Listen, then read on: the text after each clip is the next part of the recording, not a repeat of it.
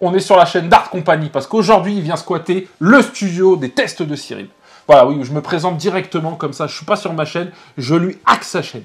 Non, très concrètement, aujourd'hui, Sofiane, il vient tester un produit que tu n'as jamais présenté, en fait, sur ta chaîne. Non, jamais. Je suis content que ce soit avec moi. De toute façon, moi, je suis le mec de tous les défis. De tous les tests. On teste quoi aujourd'hui, du coup? Non, tu bosses pas en rien aujourd'hui. Dans ta vidéo, là, j'aime pas les retours, parce qu'en fait, je les regarde. Je regarde pas là. Moi, je suis pareil. Alors, aujourd'hui, c'est un produit que j'ai présenté sur la chaîne, j'en ai fait un test, mais Sofiane, aujourd'hui, il vient pour un test spécifique, et Sofiane, je vais te poser une question très sérieuse. D'accord? Est-ce qu'aujourd'hui, il serait pas temps de changer un peu son matériel et de passer sur une marque, une vraie marque de matériel? Non, parce que je viens de changer mon PC. Est-ce qu'il pourrait être remplacé par le produit que tu viens tester aujourd'hui chez moi, parce que je l'ai pendant quelques jours? C'est le Mac Studio. J'ai eu un Mac Studio là pendant quelques jours, j'en ai parlé avec Sofiane, il m'a dit « ça me tente bien quand même de venir le tester ». Il y a le Mac Studio, c'est le modèle entrée de gamme, il est à 2299 €, c'est donc un 10 corps CPU, 24 cœurs GPU, avec 32 Go de mémoire unifiée, anciennement on appelle ça RAM, même si c'est un peu différent, et 512 Go de SSD. Donc par rapport au prix quand même, j'avoue que le SSD pourrait être un peu plus... Ouais, ils auraient pu pousser un petit peu, ouais. Ils auraient quand même pu se fendre d'un Tera. Ouais, je pense. Donc c'est une machine qui n'est pas nomade, hein. Enfin qui n'est pas nomade, qui n'est pas prévue pour être nomade à la base. Il est là, il y a des ports Thunderbolt, ils ont fait pas mal d'améliorations d'un point de vue ergonomie, parce qu'il y en a en façade. Moi d'habitude je travaille avec un Mac Mini M1. Alors ça déjà c'est impressionnant. Bah déjà le Mac Mini M1, la taille, moi j'étais halluciné, ça fait vraiment jouer, on dirait un modem en fait. la taille du truc avec les câbles derrière, ça fait vraiment modem. Et le Mac Studio, il est un peu plus gros, mais quand on vient du PC, et comme moi des PC de gamer, les tours qui sont ultra fat RGB avec des gros ventilos, et le fait que ça puisse se faire tourner première éventuellement, correctement ou très bien, je sais pas encore, je vais le tester, je vous dirai, mais je trouve ça quand même assez hallucinant.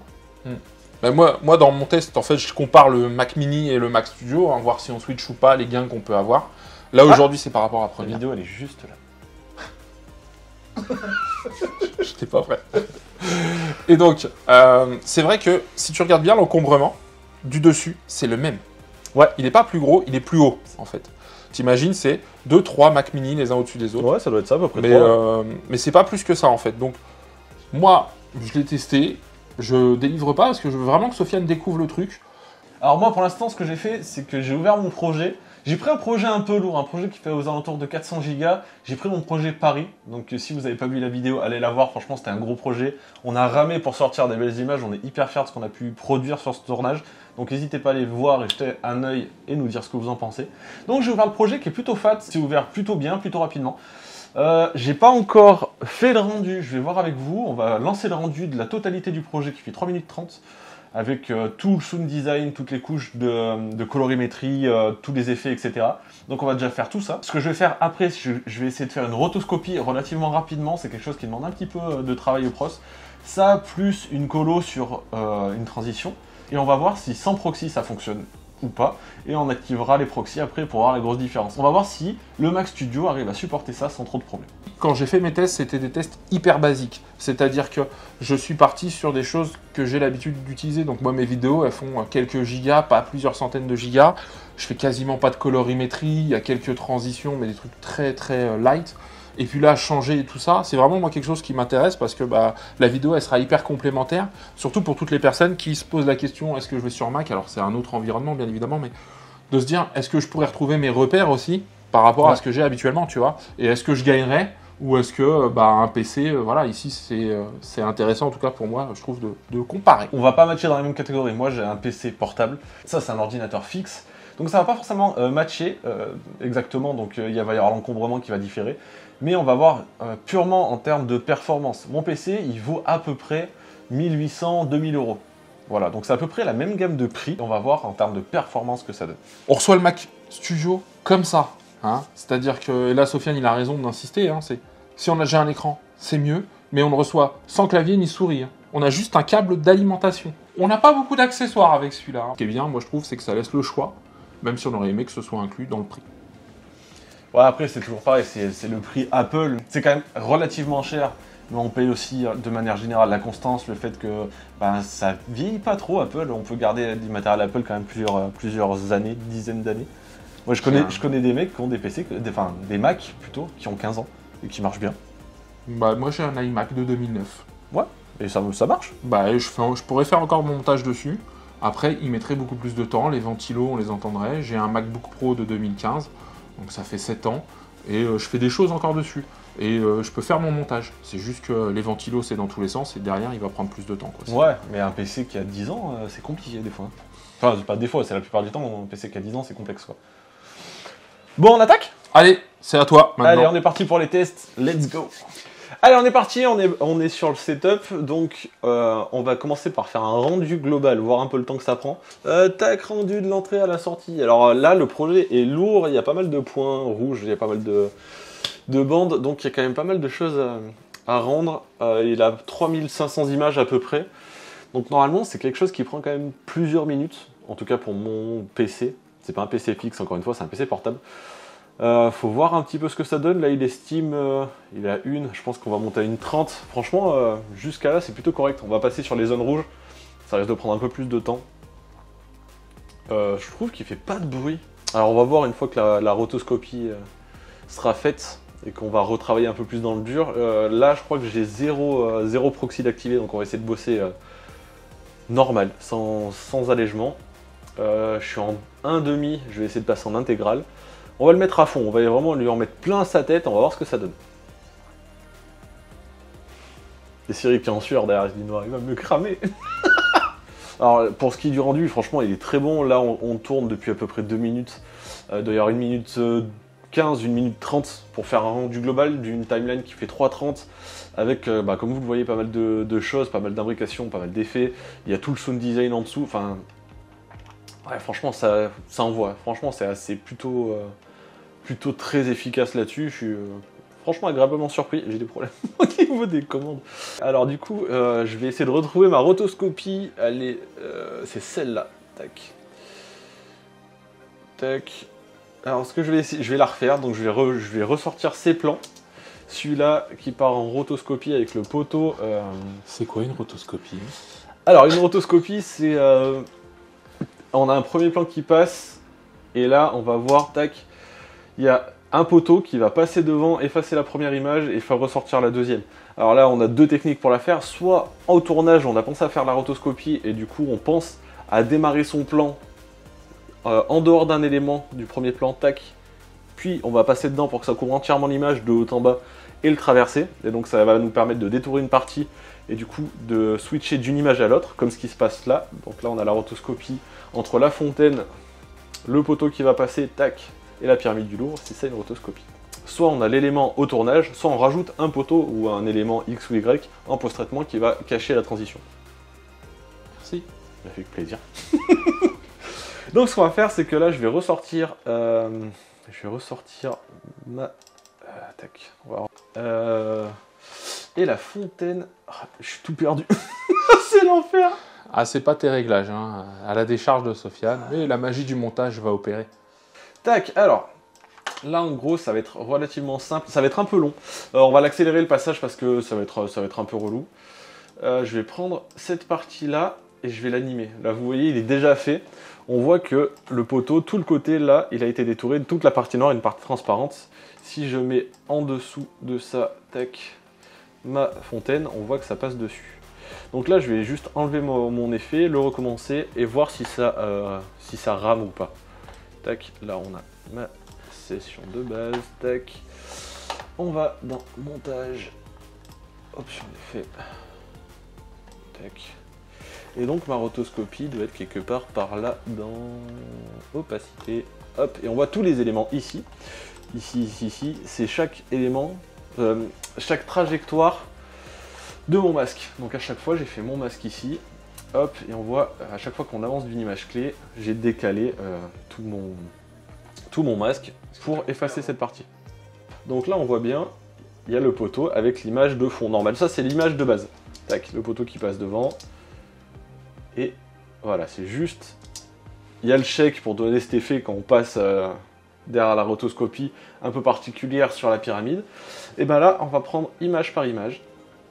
tac, et on va détourer le petit poteau. À partir de là, on va masquer toute la partie du poteau et avancer le masque au fur et à mesure de l'avancée de l'image.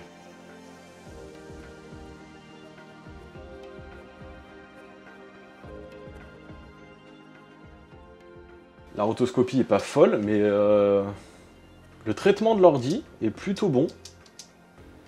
Il n'y a pas trop de problème. On pourrait peut-être se rajouter, on va essayer un petit peu de rajouter une petite colo, histoire de le rajouter un peu. Donc là, si vous l'avez pas d'affiché, vous allez dans...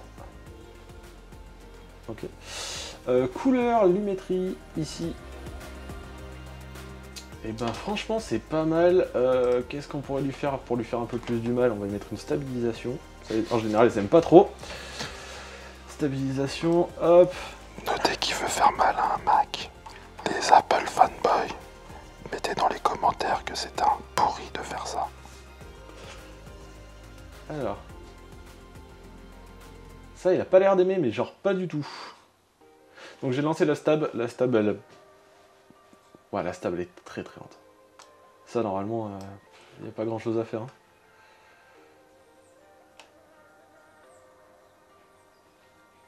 Ouais, là la stabilisation elle apprécie pas du tout. 14 minutes pour stabiliser 189 images, c'est très lent.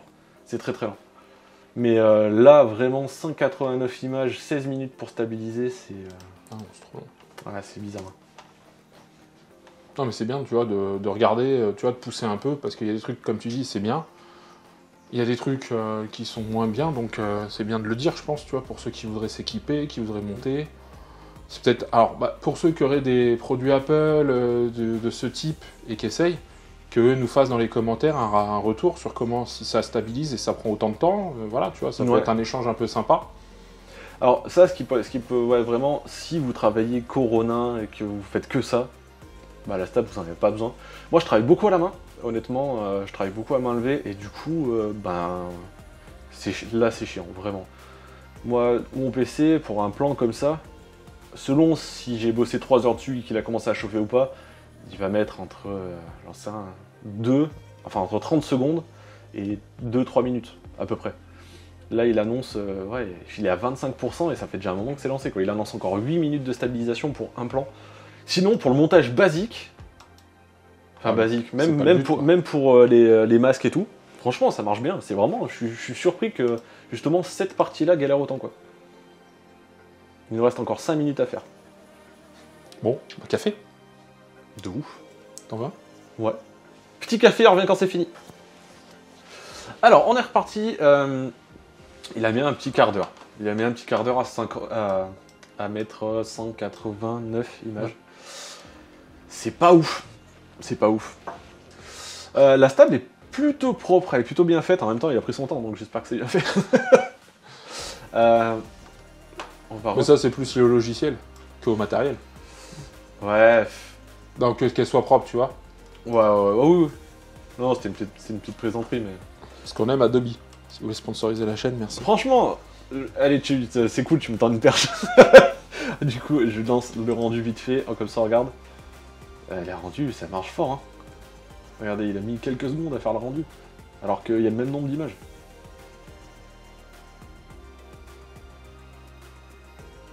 Ouais, ça marche bien, c'est plus. Alors du coup, pour revenir sur Adobe. Alors oui, je suis hyper en colère contre Adobe parce que le logiciel est cool. Franchement, hormis gros problème, il y a peu de chances que je change de logiciel. Mais il y a des trucs qui font péter des câbles, il y a des trucs qui font perdre des fichiers, il y a des trucs qui font perdre du temps. La plume, quand on fait une rotoscopie complexe, c'est chiant. Le fait que le logiciel plante fréquemment, c'est chiant. Quand on est professionnel et qu'ils vendent, en plus c'est des abonnements les gars. Quand on voit DaVinci, c'est 280 balles et tu l'as à vie. Quand on voit Final Cut, c'est pareil. Les gars, vous avez un abonnement. On paye un abonnement. Du coup, vous faites un truc irréprochable. Des détails comme ça, sur Photoshop, ça se produit pas. Je comprends pas pourquoi sur Premiere, ça se produit, au fait. Alors que c'est des logiciels qui sont ultra qualitatifs. Je rajoute Adobe. J'ai pris la version d'essai, tu me demandes ma carte de banque. Je vais l'annuler après. Tu pouvais me laisser les 7 jours et après, si je le voulais, mais je connais cette technique. Parce que si j'oublie, tu feras un prélèvement. Mais je t'aime quand même parce que Photoshop, c'est pas mal. Mais c'est ça, c'est qu'en fait, ça n'a rien à voir avec la vidéo, mais c'est chiant. Les logiciels sont bien, on travaille bien avec, mais des fois, ça me fait péter des crises de nerfs de l'espace. La rotoscopie, là, on parlait, la même, celle que je viens de travailler avec vous, j'aurais dû la faire en 1 heure. En 1 heure, elle aurait dû être à peu près propre et tout. Je l'ai fait 4 fois parce que ça a planté. Parce qu'une fois, c'est de ma faute, j'ai oublié de mettre le chronomètre. Ça a planté, j'arrivais pas à mettre mes curseurs suffisamment proches pour vraiment le détourer finement. Et tout ça, tous ces détails à la con, ça fait péter des plombs. Mais sinon, le logiciel est cool. Pour en revenir au Mac, on a à peu près fait le tour. Je pense que là, je lui ai mis quand même bien misère. Il y a encore pas mal de choses qui pourraient pomper un peu plus de la ressource. Je pense que quand on part un peu dans les extrêmes, il va galérer. Mais en même temps, c'est Mac. Donc on sait que pour une puissance donnée et un prix donné, ils sont techniquement un peu moins bons que les PC. Même si la nouvelle puce est très bonne. Franchement, elle est très bonne. À un prix donné, il y a vraiment un écart de puissance. Mais par contre, il fait 0 vent. Là, il a pris tarif pendant une demi-heure, une bonne demi-heure. Je lui ai fait faire la stabilisation, je lui ai fait faire une roto, je lui ai fait travailler la colo. J'ai tout imbriqué, j'ai tout fait sur les mêmes éléments. Et il souffle pas au fait. Il n'y a pas de vent, il est pas chaud. L'air derrière, elle est plutôt fraîche. Elle est fraîche. Moi, sur mon PC, là, c'est déjà un dragon, il crache des flammes de l'espace. Même s'il est un peu plus efficace sur la stabilisation, je pense que le mien est un peu moins bon sur le rendu, pour le coup. Si vraiment je bougeais un peu moins aux 4 coins de la France, si j'avais un endroit plus posé où je travaillais vraiment très régulièrement, je pense que je pourrais en prendre un. Pour 2000 €, c'est cool, le design est cool, c'est petit, ça prend pas de place. Non, franchement, c'est une super bonne machine. Vraiment, le truc est vraiment cool pour le montage. Je sais pas quoi dire de plus, c'est bien. Ça, pour le montage, c'est plutôt stylé. Après, à voir ce que vous avez besoin. Je suis pas sûr que pour After Effects, si vous bossez des gros trucs sur After, ça soit stylé. En vrai, je sais pas, j'ai peur que ça soit un peu galère à l'image un petit peu de la stabilisation. Si vous faites juste des montages un peu, pas forcément basiques, mais on peut travailler des montages sans avoir des effets de l'espace. Mais si c'est des poser, faire du cut, faire de la colorimétrie, de temps en temps un peu de stabilisation, et avoir une timeline comme ça, c'est très très largement suffisant. À savoir que, à la différence de mon ordi à moi, là, on n'est pas sur du proxy. Là, il a pris les fichiers natifs et basta. Là où moi, par contre, je dois être en proxy. Donc voilà, pour moi, mon avis sur ce Mac, si vous êtes Apple, parce qu'à mon avis, il faut être aussi un peu Apple, si vous n'avez pas forcément besoin de gros effets de 3D ou de trucs comme ça, je pense que c'est un super boîtier. Si le truc est cool, il est design, et franchement, allez-y, les yeux fermés. Pour le prix, je pense que c'est plutôt cool. Qu'est-ce que tu as pensé un peu du test qu'on a fait ensemble? Bah écoute, moi je trouve ça vachement bien parce que, je vais le dire très clairement, c'est la version de base, c'est quand même 2300 €. C'était bien de voir que, tu vois, la stabilisation, ça n'a pas l'air. Alors, moi je vous partage ce que j'ai pu lire à droite à gauche, je suis pas du tout professionnel, encore une fois, je trouve que ce serait bien que des gens qui utilisent ça dans certaines conditions viennent témoigner, même si c'est pas sur le Mac Studio, mais j'ai cru comprendre que suivant les logiciels qu'on utilisait, ils exploitaient plus la carte graphique ou plus le CPU. Ouais. Je dis peut-être une connerie, mais j'ai l'impression que Final Cut utilise plus la carte graphique, c'est pour ça que dans celui-là il y a 24 cœurs GPU et 10 cœurs CPU. Et donc peut-être que la stab nécessite plus de CPU ou de GPU, je sais pas lequel, et donc il est peut-être un peu moins bon. J'en sais rien. Si je dis pas trop de bêtises. Encore une fois, je suis pas très calé là-dessus. Moi, j'aime faire de la vidéo, j'aime faire des images, et vraiment le côté technique, ouais. Je m'en cogne un peu. Mais de base, il me semble qu'il s'appuie vachement sur le pros, et qu'après, il va relayer sur la carte graphique en cas de problème. Là où il y a un gros problème sur les PC portables, parce que ça va déclencher sur la carte graphique native, qui, une fois dépassée, va déclencher sur la RTX, par exemple. Donc c'est le problème que j'ai, c'est que moi il y a un moment où ça galère, et après ça transfère sur ma RTX et là ça déroule. Qu'on n'a pas en général sur les PC fixes, et c'est là aussi peut-être la différence sur mon rendu. C'est que moi j'ai pas ce côté de bascule, et franchement le rendu c'est du beurre. Ouais, le rendu là, à chaque fois qu'on a vu la barre de progression, c'était vraiment top. Et encore une fois, c'est pas en proxy. J'insiste, ça fait 3 fois ou 4 fois que je le dis, mais c'est important. Bah oui, parce que tu as tout le rendu proxy que tu n'as pas au début. Donc c'est vrai que si sur une partie du travail, il galère comme, j'ai envie de dire, la stab, mais que tout le reste du temps, tout le temps que j'ai gagné en proxy à pas faire, etc., ça peut être intéressant. Maintenant, moi je le dis, j'utilise ça, moi, avec Final Cut et mon Mac Mini M1, c'est très bien. C'est bien, je pense, d'avoir fait ce test-là. Comme tu dis, toi, tu pourrais éventuellement switcher dessus si tu n'avais pas ces besoins de mobilité, etc. Moi, c'est ce que je donne. Moi, je donne mon avis à moi sur ce que j'ai pu vivre. Et c'est comme ça que je l'ai partagé. Aujourd'hui, avec moi, ce que je fais, c'est-à-dire vraiment du petit montage, vraiment petit, Je fais pas sur un Mac Studio, je reste sur mon Mac Mini M1. Aujourd'hui, le Mac Mini M1 en entrée de gamme, vous le trouvez à peu près 1000 €. Vous faites voilà, du bon taf. Si vous êtes pro, qu'il y a ce genre de choses et que vous voulez monter et gagner du temps, peut-être que le Mac Studio, il y en a un qui vaut 4000 et quelques avec le M1 Ultra. Et là, on décuple beaucoup de choses. Après,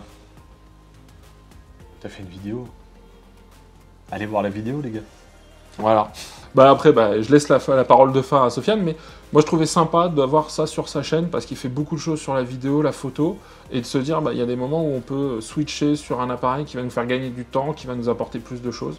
Donc voilà, je trouvais que ça avait du sens que tu viennes pour cool. tester. C'est cool, merci vraiment beaucoup. Je suis hyper content d'avoir testé parce que ça s'est fait sur un coup de tête. Genre, il y a 2 jours, il m'a dit j'ai reçu le Mac Studio et tout. Je fais, je serais trop chaud pour l'essayer à l'occasion une fois. Il dit t'as qu'à venir après-demain. Voilà, on a après-demain. C'est pas plus compliqué que ça. Donc c'est cool, ouais. Merci de me l'avoir fait tester. C'est un bon produit, franchement, c'est bon à savoir. Si ça vous intéresse, je vous ferai une review de mon PC portable, qui est aussi, franchement, ultra cool. Il est un peu moins cher que celui-là, et il est plus mobile, c'est très différent. Mais ça peut être hyper intéressant. Si ça vous dit, n'hésitez pas à éclater la barre des pouces bleus, à me le dire en commentaire. N'hésitez pas à aller voir la chaîne de Cyril, allez vous abonner pour remercier de nous avoir fait tester ce PC et d'avoir fait les tests comme je vous l'ai dit. N'hésitez pas à aller jeter un œil dans les suggestions. Et puis voilà, j'espère que la vidéo vous a plu. Moi je vous dis à la prochaine. Ciao.